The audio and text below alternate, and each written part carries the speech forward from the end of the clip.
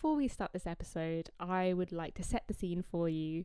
It was an evening after work, a few months ago perhaps, and Hattie and I were tired, most likely on the verge of dual mental breakdown, and I had accidentally locked our mic stands in my local church and just realised literally moments before I set off for the interview. Essentially, I'm just trying to apologise for some of the poor audio quality of the upcoming episode with Hannah. We really hope it doesn't ruin your enjoyment of the episode, but we felt really passionate about putting the conversation out there regardless. Hannah was just one of those people that you have a conversation with and you just feel such hope and such passion about the work and the community that we are working and living within. We're always in total awe of the people that we interview that are so honest with us and so open. You know, people don't really know us. We usually email them a bit before we meet, and then they just trust us with their stories and their words and the fact that we'll put them out there for them. And we couldn't be more grateful. Let's get onto the show.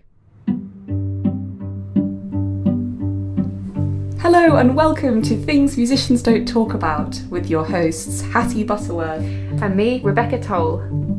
Within our vibrant musical world, it can often feel that the struggles and humanity of musicians is lost and restricted.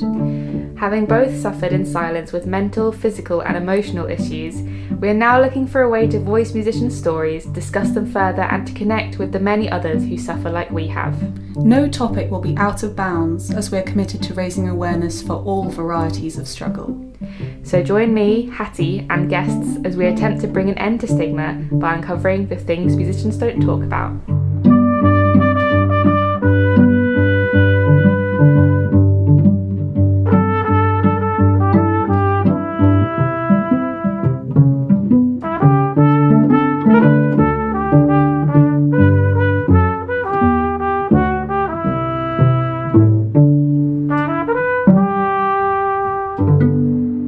Have the awesome Hannah French with us, musician, broadcaster, musicologist, writer.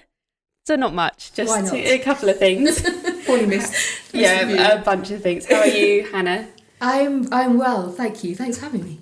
No, it's completely our pleasure that you're here. So I first I think I'd heard you on the radio off and on, but then I came across your documentary, The Silence of My Pain. And I think I emailed you straight after listening to it because, I sent it to Hattie first. And then I don't think I even asked you. I just sent you an email. Yeah, I didn't need to ask. Yeah, we're just so interested in your life as a broadcaster and living with chronic pain and Ehlers Danlos Syndrome. Ehlers Danlos Syndrome. Ehlers Danlos Syndrome. Almost got it. Good. Yeah, just to start off, would you be able to give our listeners just a kind of, it's always really hard, but a summary of who you are? I was going to say how you got to this point, but there's so much in your life. So maybe let's start off with what you do currently. Well, I currently work for Radio 3 and I present the Early Music Show and Record Review Extra. So I'm a Sunday girl, really. But then throughout the week, I present breakfast, sometimes standing for Petrock, and I present live concerts. So lunchtime concerts from Wigmore Hall or from LSO St Luke's, and then evening concerts and proms and Radio 3 around Europe at Christmas, that kind of stuff. Yeah, so lots and lots. And you do live with EDS. Would you be able to describe what that is? Because I wasn't completely sure before I'd heard you talk about it, what it was at all. Yeah. Ehlers Danlos Syndrome is a hypermobility syndrome. It's a collagen deficiency and it affects soft tissues. So sometimes people call it kind of stretchy gone bad. Lots of people are hypermobile and that's fine. But a hypermobility syndrome is when the bendiness becomes a problem when it's associated with pain. And it tends to affect people, not exclusively, but it tends to affect people from their early 20s onwards. Because as children, you know, loads of kids are bendy, loads of kids dislocate, and there's nothing wrong with them. That's just a normal part of growing up. And that was me when I was little. I didn't dislocate, but I bent a lot. I could do all the circus tricks and the lotus position and how far my arms go, and fell off more ponies than I had hot dinners, and bounced and never broke anything, and all that kind of thing. But the hypermobility syndrome and Ehlers Danlos Syndrome, and Ehlers Danlos, actually, you know, I've got the good type. There are vascular types as well, which are much more destructive and pose threat to life. Mine doesn't, but there's no cure either. So it affects, as I say, all the soft tissues. My joints will sublux really regularly. Occasionally they dislocate fully, but very regularly they sublux, so they partially come out of joint, and then all around they get a spasm to try and stop that. You know, your body does try to help yourself, but it tends sometimes to hold it ever so slightly out of joint before it goes back in again. So I stretch too much. It's a little bit like being Elastigirl from The Incredibles. I reach too far, I forget. It affects from head to toe my jaw, my neck, my shoulders, my hands a lot.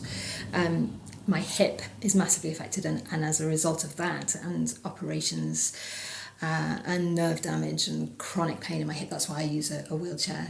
I have plasticity in my legs. As I try to walk, they turn inwards and they stretch and stretch and stretch, turning inwards. And so I have about 12 really good steps, and after that it's not pretty. And then, my knees and my ankles occasionally as well, but the more I use my chair, the more that's managed. And as I say, there is no cure, so it's all done through management, through physiotherapy. I have a fabulous osteopath, and a combination. I seem to circle around things like massage and acupuncture and, all sorts of things in order to manage it and to sustain the quality of life that I hope to have. Sounds like a full-time job. And then it affects the insides as well. So digestion. I have various things with my heart which actually are not connected, we don't think, and my eyes. And kind of associated asthma. Anything that stretches will stretch. And if it didn't hurt, it would be really fascinating. And it still is quite fascinating, but the pain is at times extreme. But as a base level, in my hip, it never goes away. It goes away in my other joints because it hasn't got caught in that horrible cycle, but the chronic pain is there in my hip permanently. Yeah, I mean, when I heard about your kind of journey, and we haven't really mentioned yet, but you are or were a flautist, a Baroque flautist. Yeah. And I mean, my first thought was, how do you go about accepting that you have a chronic pain as a musician? And was it a kind of a grieving period? Do you still play now, or is it sort of a sense of you've had to let that go because of your EDS? How does that work? Well, first up, I think that a lot of people who have hypermobility in the first place, whether or not it's a syndrome, are really predisposed to the arts. Certainly to dance. I mean, I often joke, and I shouldn't joke, but in the past I probably would have joined the circus. I could be doing all sorts of things. But go quite seriously. There's a real disposition towards that. I played the piano to a really decent level. I went to uni as a pianist, really, and my technique was foul because I could get around all sorts of things with these really bendy, stretchy fingers that, could contort, do all sorts of things, but it's not sustainable over a long period, and you don't really realise that when you're... I mean, I joked a bit about the flute because the Baroque flute has just one key, and it's the key that you play with your right finger, and my right hand finger has an extra line in it. Do you see? So it hasn't actually got an extra joint, but it's really, really long. Bendy. And so it's got 4 segments instead of 3, which I've got on all the other ones. And that's the only one that I needed a key for. And the maker of my flutes was kind of a bit fascinated by that finger. And he was like, oh, it's great because on your flute, I can put the key here and you can still reach it because you've got a really long finger. All I mean is there are some benefits of it. But yes, so I suppose I studied at university and I went to the Royal Academy of Music afterwards, postgrad, and then I played professionally.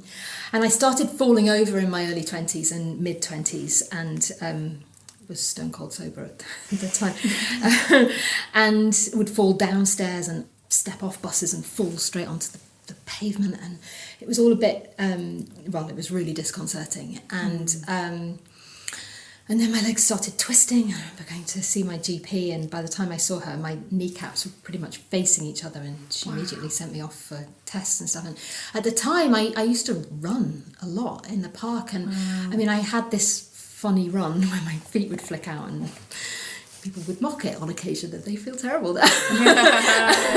But you know, it happened very slowly. I've got reports from the academy playing my flute, and it said, you know, things that say you put both feet on the floor when you play. And I'd obviously started picking up my left leg, and I think that my pain thresholds must be pretty high, and so the pain that I was experiencing in my hip, my knees were twisting round to accommodate it and to get it out of pain, and all of that started over a really long time. So by the time I was falling over, it's because my knees had twisted round so much that they would then catch and then partially dislocate, and I'd fall. So it was quite bizarre to begin with. And you know, playing the flute, it's very much a cross thing. It's a cross body, you know, and obviously there are ways in which you should sit and play properly and all the rest of it, but essentially you are on that diagonal. And I do sometimes wonder, you know, you sit in churches peering round, you know, columns to see the conductor, and you know, you do contort yourself. So many musicians contort themselves to play their instruments, and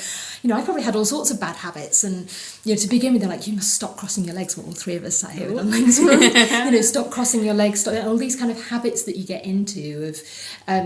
It's not a leap for somebody with hypermobility to get into bad habits, and over time for that to start wearing or to start pushing. And then if you do have that flexibility to keep moving and moving and moving, and then before you know it, as I say, your kneecaps are facing each other, you've got a really funny run, and they start giving way as you start falling over. Unfortunately for me, it was quite a one-way street by that point, and it wasn't that long before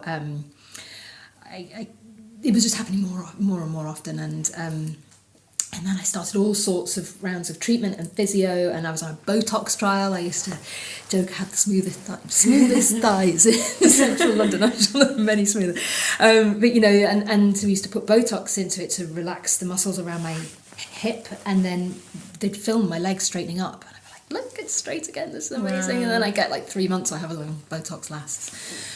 Before it would go back to where it was again, and then I had operations to try and replicate that, and they went wrong. And eventually it was because my hip was so mangled, and you know, it was presenting in other places. It's always that thing, isn't it? It's like what you're actually looking at, it's the knock-on from something else.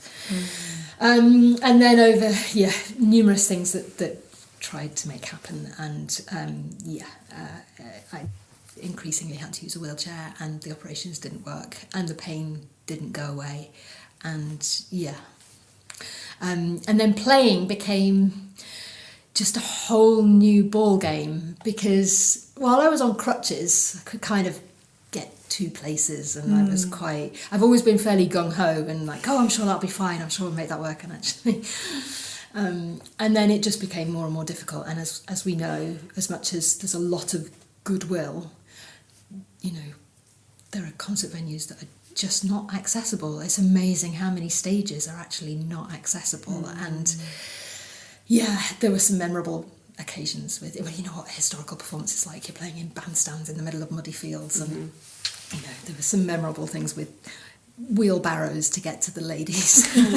You know, and then even, you know, touring and flying and wheelchairs getting smashed up on planes, and I just, you know, it got to a point where I was like, I have to really seriously consider that this isn't working. And you know, there were other things in the mix as well, but eventually it just wasn't viable. It sounds exhausting, like being in that space of performing and having to constantly kind of expect the next thing to go wrong. Would you say that you turned to these other things in the mix, as you say, out of kind of exasperation, or were they already firm interests? Yeah, some things were already firm interests. I've always had a kind of desire, a thirst for research. It's always been a thing. So, moving into musicology, and I was a lecturer for 12 years and I loved it. Things that ran alongside were definitely always there. But they came with challenges as well, and I have to say that the BBC are amazing. They're incredible employers, and I feel really heard, and I feel really cared for. And when it comes to access, I feel like they're on it, and I can't say that for everything in the past. And I would say that I did have a period, especially when things were getting worse, and moving to using a chair, for me, partially it was like wings. I got my wings. I got my independence, because I was just doing less and less, and crutches are just the work of the devil. I mean, I talk about my shoulders dislocate. The less I use my crutches, the less often my shoulders dislocate, and then my neck stayed in place, and then my jaw would pop out. It's like crutches are just awful. And I moved into my chair. I was like, okay, I can now do stuff. And for me, it's always been about, oh, hang on, if I do this, it means I'm able to do that. So I found my chair very enabling in loads of ways. But it's hard for people to see that happening and to accommodate it. And it's hard when you are really keen to do stuff and not to be excluded because you're suddenly using a chair. It's hard to articulate that. And I had some really bad experiences, and I'd say experiences that were really, really detrimental to my mental well-being, really detrimental, and have taken a very long time to get over. And the BBC have been actually very healing in that respect. Okay, so in some ways it's easier because I turned up and I was already disabled, and so they're like, right, we need to do this, this and this. So, I don't need to make excuses for them, they were brilliant. But by the same token, it's often hard to articulate exactly what you need, and it's often depressing when you have to basically describe your worst day to people who may employ you, whether long-term or short-term. Because if you don't describe your worst day, when that comes, you can't do your job. And that's something that's quite difficult to get your head around and difficult to articulate at a time when you're actually coming to terms with that yourself. For years and years and years, if anybody ever took a photo, I'd get out of my chair for the photo to be taken. So like anybody who snooped my Facebook or what have you, be like, oh, well, it's very recent you're in a chair. I'm like, no, because the crutches or the wheelchair are always, a metre out of shot. And perhaps it's vanity, perhaps it's that I didn't accept it for a long time, perhaps it's that I hoped for, I looked for answers for a really, really long time. Despite saying it suddenly enabled me to do things, I always considered it was kind of, this got me from A to B, and then at B I would do what I intended to do. But I think that when I came to realise that this was my reality and that was okay, and that people would still book you to do things and would still value what you had to say or give, then that really changed things. I was going to say it takes a lot of courage to describe your worst day when applying for things. Yeah. Because same for mental illness, you worry that people will see that as and I know that legally they shouldn't use it against you or whatever, but it takes a lot to say, look, this could happen. It does. And even when there's real positive discrimination, I was going for jobs at one point, and I knew I'd get an interview every time because I had to get an interview because legally you're going to get. And I'm like, please don't waste my time, because it's exhausting going to all of the. If you're not going to employ me, I'd rather you say. And of course you can't say that, and they can't say that back to you. But that's part of the exhaustion, because you're like, I know you don't want to discriminate, and I believe you're not, but please don't drag me all the way to these places if you've no intention. I hadn't thought of that. But it's that fear. And I think it works on every level. The wheelchair is a good example because it's so obvious. But anything, be it mental health concerns or any kind of invisible disability, or it doesn't even have to be classed as a disability, something that you carry with you, you don't want to have to admit to it because you think, well, they're just going to take the easy option and employ the next person. And it's taken me a really long time to trust that, and to trust that there is a level playing field and that they might even pick you. You know? Yeah, rather than seeing it as a reason for them not to want you. Of course they won't want me because I'm in this. Well, it's just a bit more faff. There's always a bit more admin. It always takes a bit longer. Yeah, literally. You know, it's stuff like that, and you think, oh gosh, well, it's just been much easier if, you know, and you know they could just employ this person or this person instead. Yeah. And yeah, I think that does take a lot of trusting and believing in yourself. I mean, that's another thing you've talked about, is how the instrumental teacher is often the one person they think they have to go to with all of their problems, because they will have the answers. Yeah. But did you find that, like, in your role as a kind of lecturer, you were kind of in a quite an interesting place of being in between that kind of very intense role and then also kind of maybe clinical role or something? Did you feel like your own experience was able to sort of maybe not advise, but like give a kind of empathy? Yeah, definitely. And I was an academic studies lecturer, but I was also a tutor. So my role was to oversee the academic and pastoral welfare of, at times, I'm just trying to think, probably 120 students, which sounds utterly ridiculous. But, you know, many just sail through and are absolutely fine. But I was quite young when I started. I was kind of mid-20s, and I think you're right. I think that students do need somewhere else to go and someone else to speak to. They would come to me with all sorts of things, which is probably not for right now. And I think because I was in my early 20s and you know, would chat to them and give them a safe space to talk, they really did come and use that. But then, yeah, I was there for quite a long time, and then in the process of being there, I was then in my chair, and you know, I could think off the top of my head of a dozen cases just right now of students who came and said, I think I need to talk about something, and I'm really fearful to actually tell my teacher because, as you say, it's quite an intensive relationship that you have, and you're trying to please them, you're trying to make your way, you're trying to impress visiting musicians coming in to give masterclasses and that kind of thing. And you know, pain or anxiety or anything physical, the beginnings of RSI, things that they were trying to mask because either they didn't want to admit to it or reveal it because they were fearful they'd get pulled from a project, or that they would be told to stop for a while, and they're like, I can't stop because I've got exams coming up, or because I've got this amazing gig that I really want to do.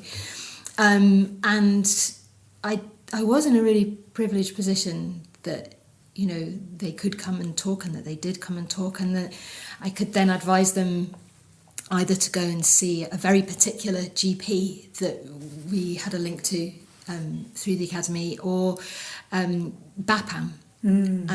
But the first thing to do really was to get them to talk to their teachers, and the minute they'd broken that spell, they were like, it's fine, it's all going to be fine. I talked to them and they said, this is what I need to do. And, you know, I think there was only really one case that I can think of that didn't end the way the student wanted it to. And, you know, that's pretty good, because otherwise, you know, as we know, anything that's left and not addressed just gets worse. Yeah, we've talked quite a lot between us and also to other students about the difficulties, particularly with injuries or personal things, talking to your instrumental teacher, because of how much your identity in the relationship with them is your playing, and you feel like anything that's affecting that, even under the surface, you can't tell them because of who you are as a musician. For you, when playing was slowly fading out, I know that you said you had other things going on, but did you feel at all like you were losing your identity as a flautist? Yes. Yeah. I made excuses. And then things in life changed too. I got pregnant, and then I could say, I'm on maternity leave. Oh, I'm not ready to come back yet. And then I moved abroad, and that in a way was a kind of way to hide from it for a while. The problem with playing isn't just access to stages. You know, obviously can't stand for long either now. And there are ways around that. I used to take a stool, like a bar stool, with me and keep that behind a chair and perch on that if I had a solo, and then sit back down again. And there are ways around that. Unfortunately, it's also affected my breathing. So when I really breathe properly for long periods, it catches something really horrible, catches in there, and that got worse and worse. And so in a way, the decision was made for me. So that was out of my hands. Occasionally I play at home. We all know what happens when you've not played for ages. So. You're really fresh. Yeah, I'm like, I could do this before. And then, you play a little bit longer and then it sounds good. And you're like, yeah. What am I doing? What am I doing? And it sounds good. And then, I did get my flute out about 6 weeks ago. And I had quite a spiral afterwards because, it did exactly that. Oh, gosh, my embouchure's gone. Or my fingers are feeling all tired. Yeah. And then it came, and then it started really ringing again. I'm like, why am I not doing this? And then the pain really was terrible, and that's why I'm not doing this. It's like I almost got to keep proving to myself why it's not happening, and that's tough. And I've been so fortunate. I have massive privilege because radio came along at just the right moment. As I say, we moved abroad, and I made a deal with my husband that we moved for his job, and I would write my book. And we went for 3 years. And I was like, right, this is fine if I come back with a book. So I did, and I wrote it, and it worked. And I was very fortunate. I got a publisher, and it was all fine. We came back, and just in time to launch it, and that was a real thing. But just before we left, Radio 3 got in touch, and I'd done some interviews and things like that as a kind of so-called expert, and then they said, do you want to have a go at presenting? I thought, I wanted to do this forever. And so I wrote a script. We were house hunting in Canada for a weekend, and I wrote the script on the plane and came back on the red eye and didn't admit to them that's what had just happened, and I went in and did it, and they're like, oh, that's great, do you want to do it again? I'm like, okay, I've got to fess up what's happening here. And they were incredible, and that producer was like, just don't worry, we'll make this work, and came out to Canada, and we made some really fun shows, and he showed me what I needed to do, and I turned my airing cupboard into a little studio, which was amazing prep for lockdown. He went to Canada? He flew out, and that is so amazing. I mean, I've met him once, and then I remember going to the airport with my baby daughter and saying to her, not that she could speak, but saying, we've got to look out for him. I'm not sure I can remember what he looks like. And he's going to stay at our house for about 10 days. And literally our furniture just arrived, and it was all a bit crazy. But, he rocked up, and we're gone like a house on fire. He'd lost his credit card en route. Oh my okay, God. Here's my credit card. You have that one. And and we flew to New York and made some shows there, and in Toronto as well. And and as I say, we sorted out. I bought some kit, and he showed me what I needed to do, and then it just kind of evolved from there, and I started making shows, and then worked through CBC, do the kind of transatlantic yogurt pots, and that was great, and I can't tell you how that came along at the right moment, because I suppose that was kind of crunch time. That it's like I can't stretch this maternity leave any longer. What am I going to do? And I mean, radio is the most liberating thing. No one can see me. Oh. and that is just so liberating, because again, it's always my thing is like, just book me for my brain, don't book me for whether I can walk or not, and that's why I just took to it like a duck to water, to some extent. Like, they spent a long time helping me out. That's the thing that strikes me about you is it is listening to you on air is just like, I don't know, it really feels like you've been doing it forever. And it's and I'm really curious about the kind of early music connection and continuing that, because I might think, and maybe you've kind of come to terms with it yourself, but watching a lot of Baroque players and talking about Baroque music all the time, do you feel like the flute has just completely morphed, the love has sort of just morphed into talking about it, experiencing it? Or do you ever kind of feel like a bit of jealousy or envy? It's a funny one because to begin with, in some respects, I wanted to be talking about symphony orchestras and situations that I wouldn't naturally be in. But the early music show was fantastic because, especially in the early days, I was storytelling, and I still am, but a lot of the kind of composer profiles, and and it's fantastic because I get to pitch ideas. Oh, can I make a show about this or this or that? And that was a very easy transfer. Just occasionally, I get these twinges of, I wouldn't play it that way. But I do think it really helps in order to get inside the music and to be able to describe what's going on and to be able to share insights and listen out for this and that and the other. So, I often say that a painting in the wrong frame is not going to be appreciated. So, a performance that's framed in just the right way, people might just take to in a way that they I've never thought of sort of presenting in that way.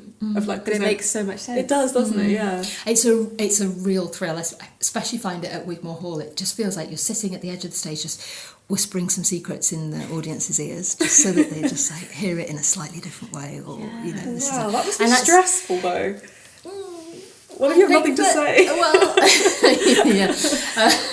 yeah, but I think that is where I get my kicks now. Right. And I suppose that does translate to going on stage with a piece you might have played 1,000 times and finding something new in it and knowing that it's going to sound as fresh as the second time you played it. It's there. There's definitely loads of transferable skills. And also in the way that you present a show, there's, usually a climax, there's a minor key, pianissimo, mysterious moment, there's a bit where it's like, and then you reveal this, and it's like, you probably could, if you mapped out a piece of music and you mapped out an early music show script, you'd probably see similar sorts of things. I just wanted to know how you manage the mental side of pain, because it has a sort of whole body experience. It has to affect your brain as well in the way that you can work or the way that, your mental health is or anything, Do you feel like you might experience the same intensity of pain, but you sort of mentally deal with it better now? In the beginning, was it really difficult to come to terms with mentally, would you say? Well, pain's all in your brain, isn't it? And it's what you don't want to hear when a healthcare professional says, well, it is all in your brain, because you think, well, am I just making it up? Could I just think myself out of this situation? And I confess, I live in a ground floor flat and there's a corridor, and it's been a corridor I've loved and hated because I've practiced walking in that corridor. I've tried to relearn to walk in that corridor. You can reach both sides, so it's brilliant in that respect. And I've tried to walk in there just to prove to myself that when I do it, my hip goes red and hot, because I kind of have to see what's going on. I had those times where I'm like, I don't quite believe this is happening. I'm just imagining this is happening. And I had to make it worse, a bit like trying out my flute again. Had to just keep proving to myself that it's not just in my brain, but it is, of course, it's generated by your brain and your nervous system. And as I say in the beginning, I was quite disbelieving and had to keep testing it just to kind of, it's kind of... see it for what it is. Yeah, exactly. And it's a very destructive thing. And I think I used to see a rehab Pilates instructor, and she would say to me, how are you? And how's your body? It's not always helpful, but it was helpful at that point, because I could say how I felt, but then I could say, and my body's not keeping up. And I do sometimes feel very much like that. I get brain whiz and my brain's whirring and I've got all these ideas and blah, blah, blah, blah. And my body is just literally, I'm like taking it with me to things. Right, And that is tough. And I think for a long time I searched for answers, and I somehow believed it was going to go away. And I've had to learn that it's not going to go away. And I spent 3 weeks in a rehab program, like an in-stay rehab program, and I had a physiotherapist that I work with there who was fabulous. She was a real realist. and I would ask her questions and she'd give me straight answers, you know, and I'd say, do you think I'll ever run again? She said, no, I don't think you will. And it was what I needed to hear. I needed that reality check. And I think that, you know, just as I say, pain gives you boundaries because it tells you when to stop doing something. I think that for me, I had to reset what my boundaries were, and see what I really could do, and start to accept what I couldn't do. You know, sport for me is a real no-no. And it worries me. It worries me from like a heart health perspective. And I half joke that, you know, I do live radio instead because it gets my heart going. It saves me going to the gym. Because, you know, it is tricky. People say, oh, can you swim? I sort of can swim, but something very, very odd happens with the pressure in my hip. So it's dislocated a number of times in surgery and with accidents.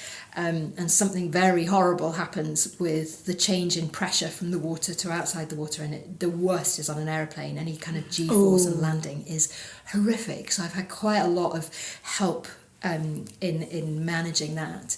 Because, you know, when you're in an airport, what you really need is to be in absolutely excruciating pain, isn't it? When you're trying to negotiate that, I'm trying to get off the aeroplane. Has my wheelchair been smashed up? What's going on? It's like the G-force of landing is one of the worst triggers if you really, really want it to cramp and be horrific. So I think in terms of coming to terms with the pain, I'd almost say now that I use it, it's something I've see more as a force than as a punishment. And it felt very punishing to begin with, because pain is punishing, isn't it? You know, it's cruel. But now I'm like, well, if you're coming with me, you've got to help me. You've got to do something. And I do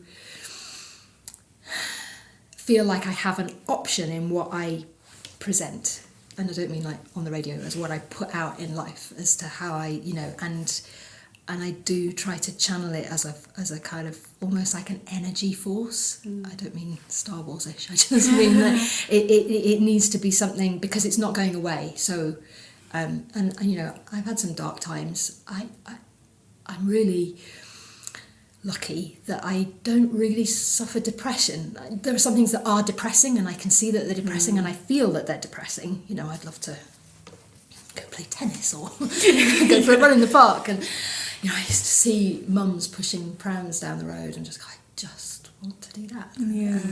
I can, but only for like 20 steps, using the pram like a Zimmer frame. And that is depressing, but I don't believe I've ever really been depressed. Mine comes out much more in anxiety and tics and OCD type stuff, which again, like the pain, and in a very similar way, had a lot of CBT and really tried to channel it into what I want to do. And I think that kind of, you know, I run into the trap of exhausting myself from just pushing on and on and on, because that is my coping mechanism, I think. But equally, if you took that away, I don't think it's a denial thing. I think I was always like that as a child. I think that's part of my character. And when people say to me, well, maybe you should just stop working, and they have, like my osteo said, have you ever thought about a life in which you just focused on your health? And it really made me think. But I then cried a lot. I went, I can't imagine that, because I work really hard to get to a place where I can go and do what it is that I want to do. And, you know, there are so many things that you can do. That's part of it. So in terms of adjusting and working through those changes and working with the pain, not against the pain, I think that was the real mindset. And that was the thing that took a really long time. But there's a certain amount of pain that is a known quantity now. And I only really panic when there's something very new that I don't recognise. Like, my pain is such a friend and foe. It's there, and we know what's going on with each other. When something new comes along, I'm like, that worries me. Yeah. There was something that you said or described your documentary. I think you said it was a meditation and reflection on pain rather than a fact-finding mission to solve pain. And that kind of sounds just generally how you deal with the pain now. Yeah. Which is I guess where we've sort of come to with mental illness as well, but it's working with rather than against, which is easier on some days than others. That's what I feel like. It's important for me to hear that today. Yeah. Because I just said to you earlier, things are getting a bit worse for me with anxiety. And the first kind of feeling I feel is that I failed. And then hearing you say, no, like I work with it. You know, if I kind of wish I could tap in a bit more to that like idea of working with my anxiety, like it's not out to get me. Rather than I always kind of feel like, oh no, I failed because I've let it take over or whatever. So, you know, in your case and my case, just the same, to accept that actually it is part of your character and people do love you for it. Yeah. You know, at times when I get very anxious, and that's very different to you, but when I get very anxious, I become very particular.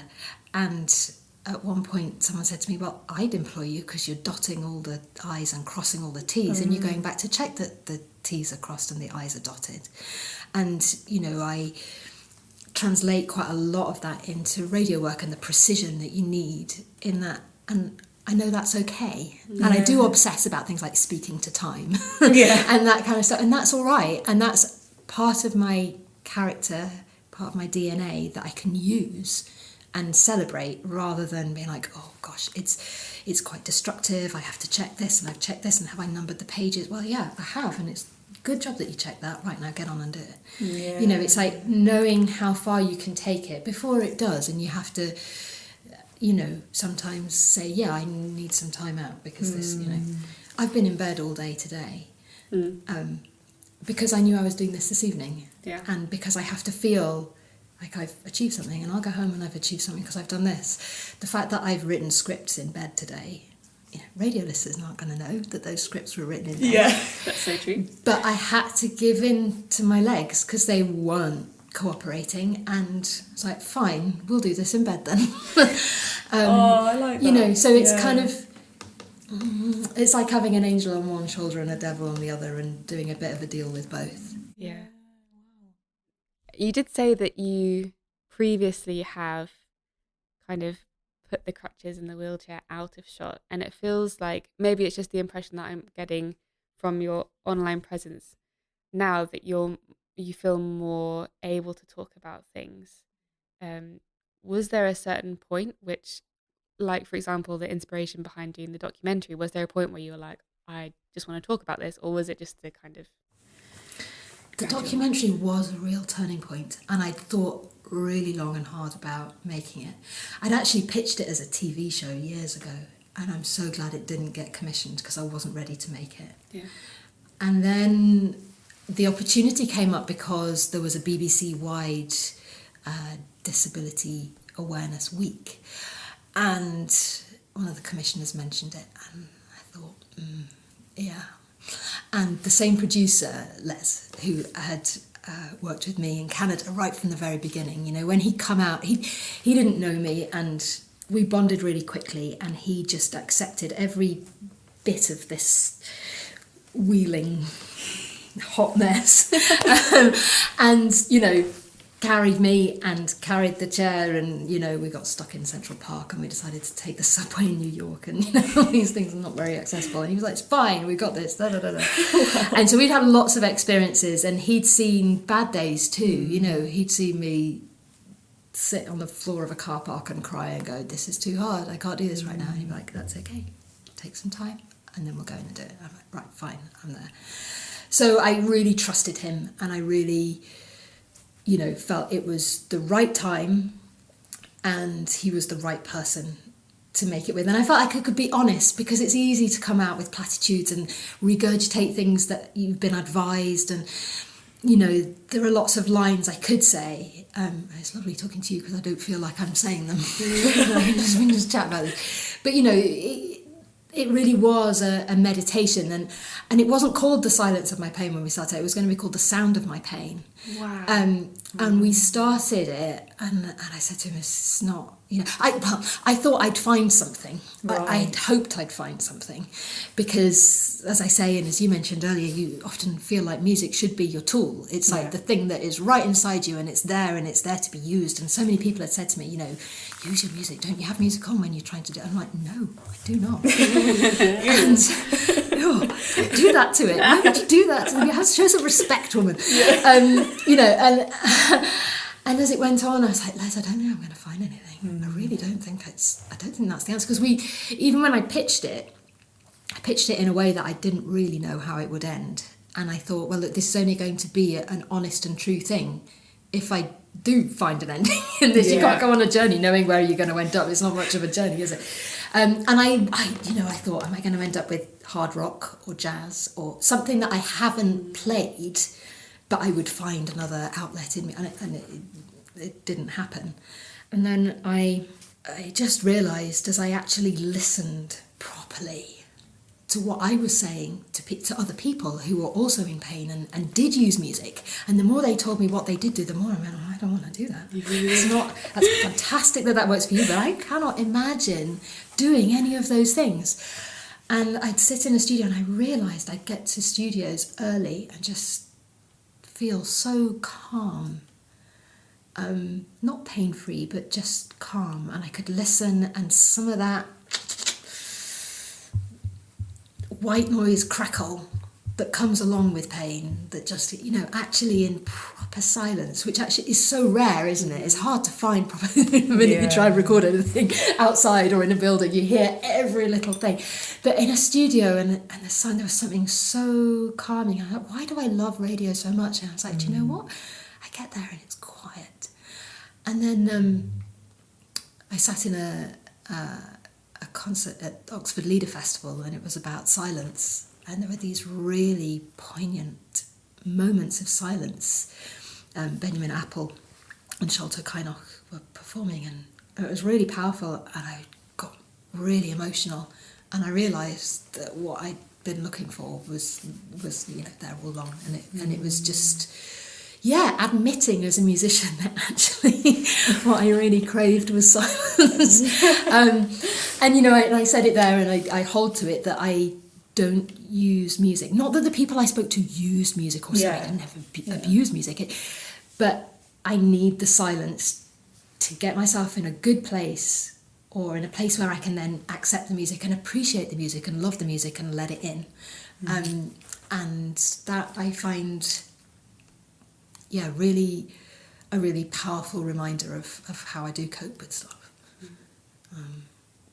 The other thing we should talk about, maybe, if there's time and you want to, is the idea of fascination or flow. Because I think, and the more I've thought about it, I think it's something that musicians experience all the time, and I think it's something that I've experienced since being tiny, and that everybody does, and it's just quite hard to articulate it. I talked to a neurologist, and he explained it as getting yourself into almost a meditative state. It's the state of flow that you're in, where it's like time stands still. And I described it to him with a part of the B minor mass, the Benedictus, where, especially when I was playing and before it was, really debilitating. Before I took a stool, when I was still crutches to my seat in the orchestra and then stand up to play, and I'd stand up to play and I'm like, oh boy, that hurts. And then, you start, you get through the introduction, and then singer starts, and then and we all know this feeling of like, oh gosh, did the last bar just happen? And did I just, and you have it in the car, don't you, when you're driving along, you go, oh, the last 100 yards, or, it can happen in so many situations. But I think for musicians, it doesn't mean that you're not present, but you're so enveloped in the music that you're kind of carried along, and before you know it, the aria's finished. And you sit down, you're like, oh, where did the time go? Yeah. And he said it only really works in pieces where it's little bit too difficult for you. And I was like, well, Benedictus is quite hard. So if it was too easy, you wouldn't get to that place because your brain wouldn't be focusing in such a way. It would take ever such a lot of effort to really, imagine playing Three Blind Mice and really trying to put your whole soul into it. Maybe that is the case. It's fine. But it has to be something that is just slightly out of reach, perhaps, and that you become so absorbed in it. And I think that it's not always something that lasts the whole piece. It may just last a few bars, or it may just last, and you're like, and it's that real absorption. And the thing is that the Hosanna from the B minor Mass, if I hear it out of context, it starts up this pain that is so intense in my hip that it takes my breath away. And there are a few pieces of music, that's just a very particular one, where that happens. And in the process of the documentary, which perhaps isn't quite as much of a surprise because it's where it starts, but that's what we worked out, and he'd helped me to understand that you have this state where you don't feel pain. Is your body in pain? Yes, but your brain is so absorbed in something else that it is distracted from your pain. But the point is that the pain hasn't actually gone away in that time. So when you sit down again, and I sit down, the pain floods into my hip. And then when I hear that moment out of context, it floods in again because it's almost hardwired. It's part of the ridiculous nerve-ending problems that are cycling round in there between my brain and my hip.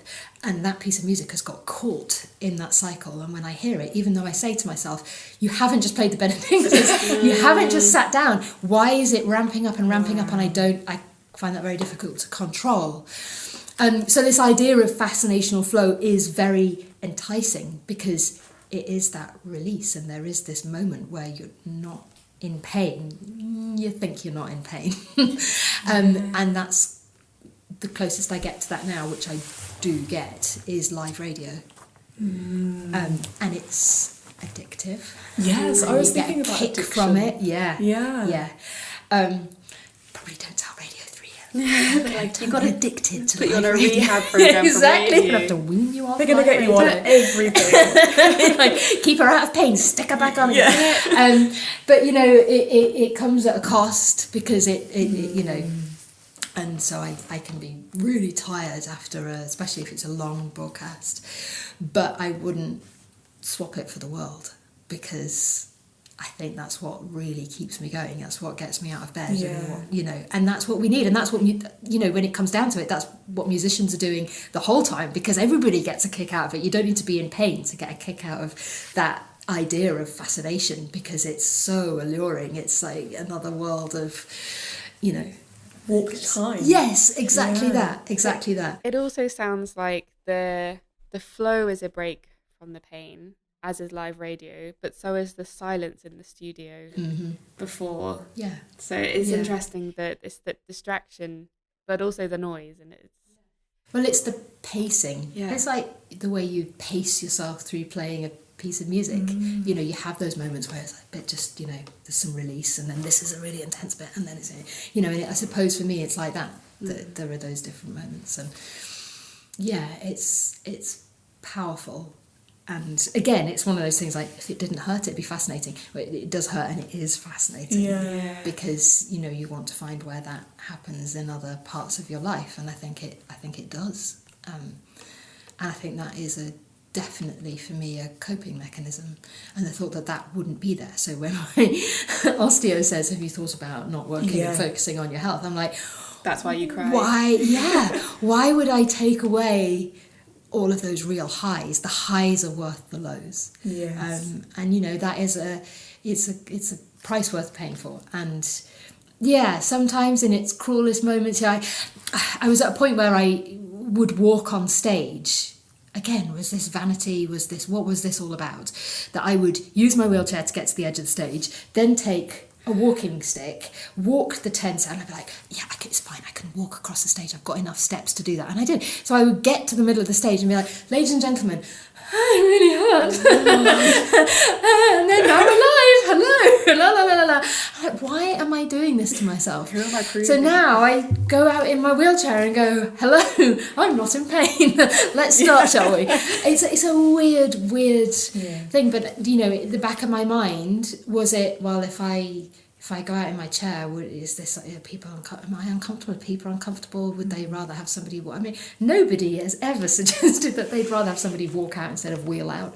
You know, it's not a thing. But it's all of those little, you know, voices in your head that tell you without, you know, and that's. This is me with language again. It's not voices in my head, is it? It's all of the judgments. It's the judgments. Yeah.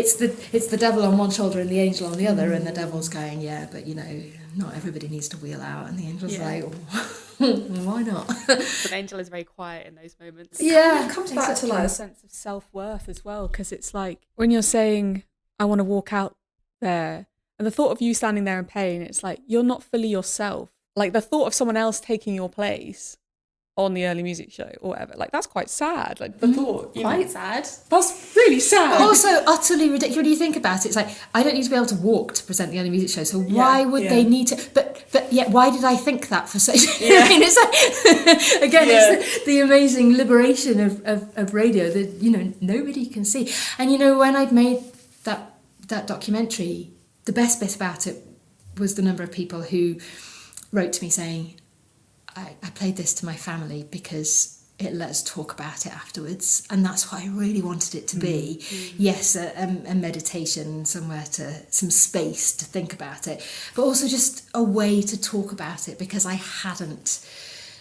You always want a clean start, don't you? Conversations with friends and family and employers, they never start from scratch. You know, and in a way, for me, that my relationship with the BBC did start from scratch because I was already disabled when I rocked up. But, you know, so many conversations don't start that way, and it's difficult to bring stuff up. And one of the real joys of having made that documentary was that it was a place to remind my friends, not about, you know, day-to-day stuff, but just to say, we can talk about this, and do you know what, when you take a photo, I'll stay in my chair now, I think. And that's okay. And it really did change a lot of that. Wow. It's so comparatively recently as well. Yeah, it's only 2 years ago. Yeah. It's ridiculous. And I've sat in this for nearly 12 years. Yeah. I think what struck me about it was it's always so hard to call it brave. I really hate calling things like that brave. But I think when I know classical music in general, and to a certain extent the BBC, and I'm sure they would agree, there can be a sense of you wanting it to be quite jolly and quite upbeat, and you know the listeners are all very, you know, excited about classical music, and you know I sometimes think maybe they don't want to hear about our problems. That's kind of where I feel like the bravery was, or the sort of difference was to other things I'd heard, was it was a real witness to like something really negative, I suppose. But out of that, just such a truth of your experience, and your experience as both a musician and like a broadcaster, and as a person, like I feel like you don't get many experiences to hear someone's No, and I don't think journey. you get many opportunities to do that. And often you criticise, you know, it's the week of this, it's the day of this, it's like endless, you know, awareness of something. Yeah. But actually, that was a really positive example of that, in that there was suddenly a platform, and it was like, take this platform, because it wouldn't rock around that easily otherwise.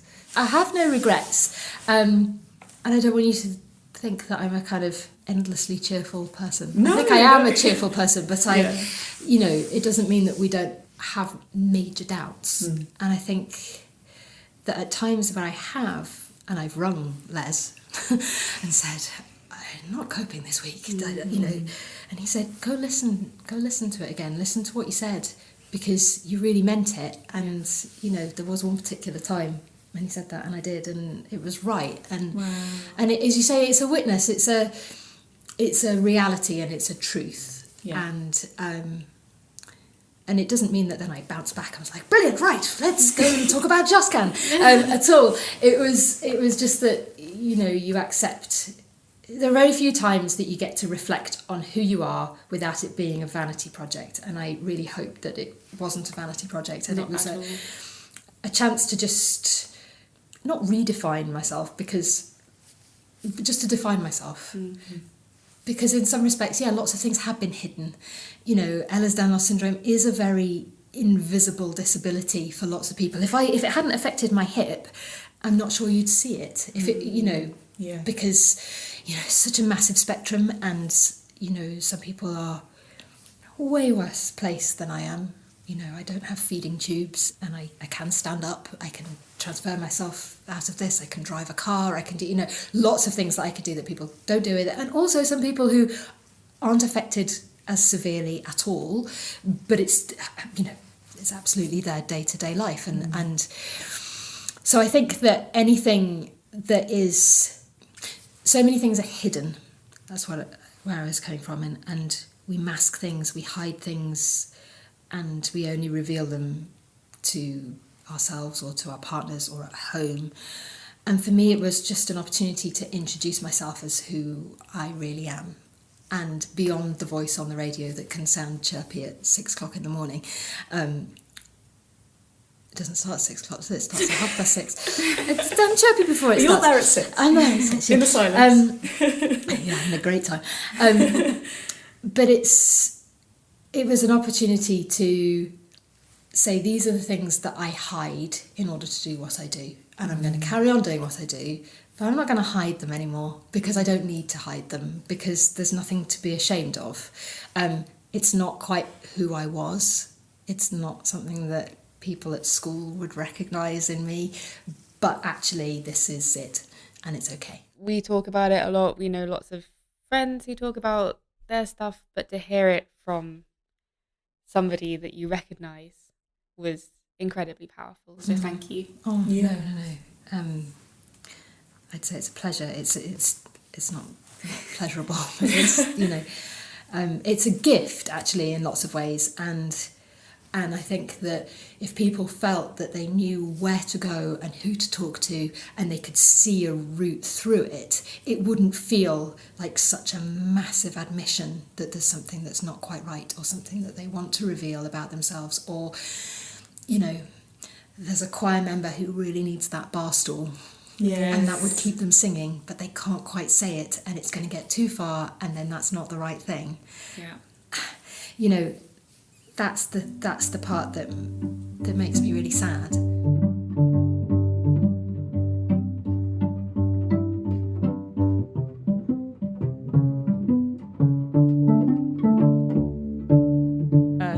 Tiny little win. I've had quite a big win today, actually. You've had a lovely win. Do it. Got a new job. Yeah, that's brilliant. Well done. Thank you. Yeah. Tell us what it is. Can you tell us what it is? She's the queen. No. Congratulations. Thank you, everyone. Especially because you were so stressed about getting a job. Yeah, it feels like it's further in my kind of direction of where I want to end up. So yeah, that's my win. What about you? I got my car 2 days ago. That is a win. I know. It had 8 miles on the clock. 8? Can you believe Where that? did it go? Just like out of Yeah, central where London. had those 8 miles been? Yeah, I've got a Motability car, and my wheelchair fits in the boot perfectly. That's amazing. Yeah, and it's at least half electric. I'm gonna have to learn to plug it in. Ooh. Yeah, and remember, and if charging my phone's anything to go by, it's dangerous. Yeah, I really hope for a day where I can charge the car and then charge the wheelchair battery from the car and charge the phone battery from the wheelchair. It's like some kind of... It would make It's so like much sense. it's like the cat chasing the mouse with the dog chasing the cat. Yeah. Or the woman who ate the fly. Yeah, that's the one. Who ate Doesn't the end well cat. though. No, That one what, doesn't end what well. happens at the end? Oh my Does god. she explode or something? Yeah, she dies? ate a horse. She's dead, of course. Oh, yeah. Yeah, not good. Anyway, That's not going to happen. no, that's not going to happen. But yeah, that would be the dream, wouldn't it? Plug the phone into the wheelchair, plug the wheelchair into the car, And the car into my house. You see, that's what I can't do. That's why it's dangerous, because I Ah. can't charge it at home. So I'm going to have to find on-street charging Oh, that is points. There's some round here, aren't there? Yeah, loads. And it means that I should go and, work in a nice cafe while it charges or something. What a shame. I know. The thing is that I've thought about this for quite a while and now I've actually got to do it. But she looks good, doesn't she? So good. She's a real keeper. beauty. Yeah. She's a keeper. Oh, Rebecca, What's your win? I don't know. What about your gig being cancelled? Is that a win? No, because I really wanted to do it. Oh, sorry. You had a nice time though. I had a nice time not doing What did much. you do instead? You just slept. Did I sleep? I went climbing. I'm getting really into climbing at the moment, which is really exciting. And I did a few routes. Indoors or outdoors? There are outdoor ones, but it's mostly indoors. Okay. Yeah, I like they call it sending routes, where you like get to the top of a route and like complete it basically. Oh, right. Did a few because they reset all the routes quite regularly. Okay. So whenever I go and I'm like, okay, I'm going to go back to that one and try it again, it's gone. But I've been more regularly so that some of the ones that I'm still working on are still there when I go back. Yeah, because they were like colour coded as well. Can you Well, really that's a feel win. the improvement, like Yeah, each time you go? Yeah. I've never even tried it. because we did say that you should come, but you're probably going to be quite bad. Can you imagine the abuse I get? Yeah, because they have. If it's any consolation, I'd be worse. I will take pride in that I will be the best one here. That's a win. Whereas I usually am the worst in the group. So this makes me feel pretty good. This is not actually. ending well. I feel like I could maybe abseil. No, I couldn't abseil down. That would really hurt, wouldn't it? I'm just trying to think of a way that I could just. No, because basically my shoulders would pump out. Oh, yeah. And then, Most of the time we just lie on the floor and watch other people. Okay, I'd be great at that. And there's a really nice cafe. Yeah, I could ace the cafe. yeah. There's a cafe there. Yeah. Okay, Hannah and I will be in the cafe. Why do you think I go? Oh, that's so fun though. Yeah. But thank you so much. Yeah, thank you. It's a pleasure. It's been the absolute highlight of my week.